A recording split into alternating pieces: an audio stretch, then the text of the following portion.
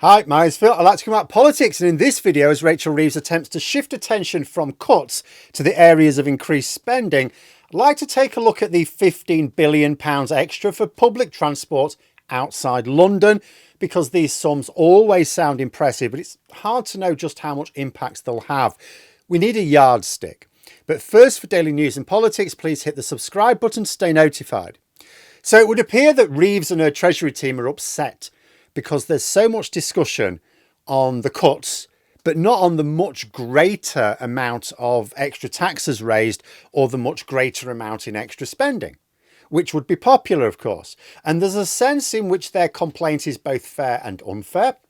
It's fair in that despite all the talk of austerity and why aren't you taxing the rich, this is not an austerity government, and they have actually taxed the rich much more.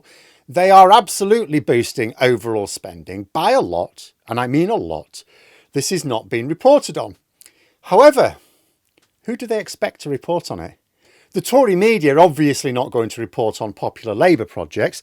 The non-Tory media, of course, are not going to report kindly cuts to the disabled and some pensioners. I mean, you know, Labour have had a few unpopular policies, but let's say they'd gotten the winter fuel policy right first time, and let's say they hadn't cut for disabled people, or at least let's say they'd properly means tested disability payments as well. So you weren't hitting people who struggle for money. Then there would be more people willing to shout about the big spending. As it is, because they don't utilise their own very large comms team and are actively giving others reasons to talk about the unpopular stuff, Labour can't really complain. However, the short-sighted cuts aside, Labour are certainly spending a lot more than the Conservatives did. I said so regularly ever since the budget was announced. But of course, people need to feel it. They need to see it, right? No point showing them numbers on a chart. People don't like looking at numbers on a chart. What does the spending look like? Will it impress? Well, let's take a look at this £15 billion extra, which is going to be announced as part of an overall package of £113 billion spent on infrastructure, which has been criminally neglected since 2010. It's for trams, buses and trains outside of London to help other parts of the country catch up in terms of public transport. London has, I am reliably informed, a properly world-class transport system. Why? Because they've managed their own transport separate from the monkeys in Westminster for many years. So this £15 billion boost for transport also needs to be seen alongside another Labour policy, that those local transport projects will be decided locally. It's worked out well enough for London, so let regions have the power and the money to do the same. Andy Burnham has been leading the way in Greater Manchester, and other Metro mayors are keen to follow. Well, most of them. I've not heard Reform UK talking excitedly about the potential for public transport, despite having two mayors now. They're more interested in their Doge team to cut public services and steal your data.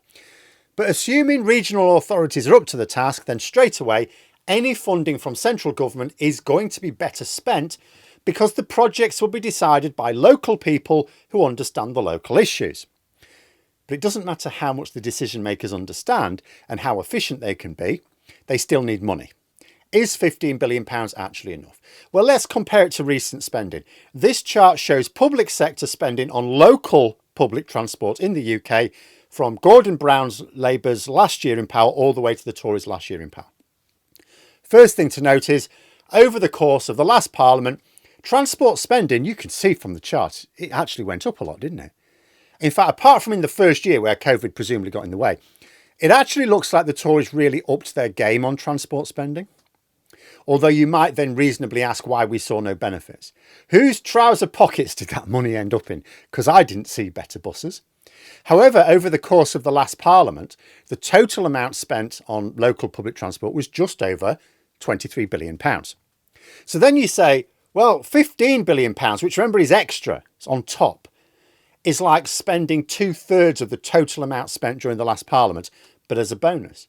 Now, sure, that chart doesn't include railway spending, which is much greater, and some of this £15 billion is for trains. But that's still going to be a major boost to money for public transport. So two good points so far. Labour will be giving control of transport projects to regional leaders in order to replicate the success of London and the promising results in Greater Manchester. And the money backing it up is enough for some big projects to develop. So are there any problems? Well, as I just pointed out, the Tories actually boosted local transport spend in the last Parliament. We can see it starkly on the chart. In fact, compared to the previous 5 years, it almost doubled. Now, some of that was eaten up by the massive increase in inflation, but that's still a lot of extra spend. I can't see it. Can you see it? As in on the streets? Can you see it in trams in your local area, or better buses or better rail services? I can't see it. I mean, think about the last Parliament, mostly with Rishi Sunak either running the Treasury or the whole government. He was the Chancellor or the Prime Minister for almost the whole of the last Parliament, right? So think about the last Parliament and public transport. What do you think of? You think of the cancelling of HS2. You don't really think about improvements in local transport, do you? And this is where the problem will be. The money is there, but the money was there from the Tories, so it would seem. But that money didn't translate into improvements, at least not ones which were widely noticed. So the crucial factor will have to be making sure the money gets spent well and that the projects are completed before the election. But in more general news, it would appear that the Treasury want to turn conversations more on spending than cuts, should we say. I mean, I got the impression last year, before we even knew about any of these cuts, that they went into government thinking that their long-term plan would be inflict the pain early. That was their plan. Inflict the pain early so that the rest of the Parliament could be spent talking about the positive budget news. But they were obviously taken aback at just how unpopular some of that pain was. They thought people would sort of price in early pain, and they didn't. This is why they're now scaling some of it back. Reeves has also announced that the new thresholds for winter fuel will be in place for the coming winter. For example, we don't know what they are. They'd better get them right this time.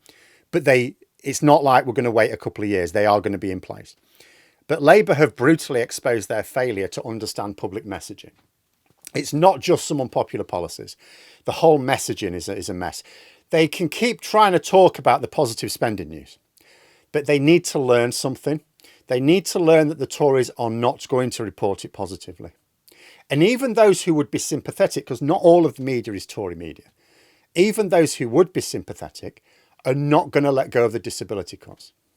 So if Labour wants spending boost to dominate discussions, they've got two choices. First, do their own comms, because nobody else is doing it for them these days. Or second, reverse the unacceptable moves, win back some alliances. But what I'm actually reading, do you know what I read today? Oh, Labour MPs are worried that they're going to get wiped out. All right, yeah. If they don't deal with the small boats.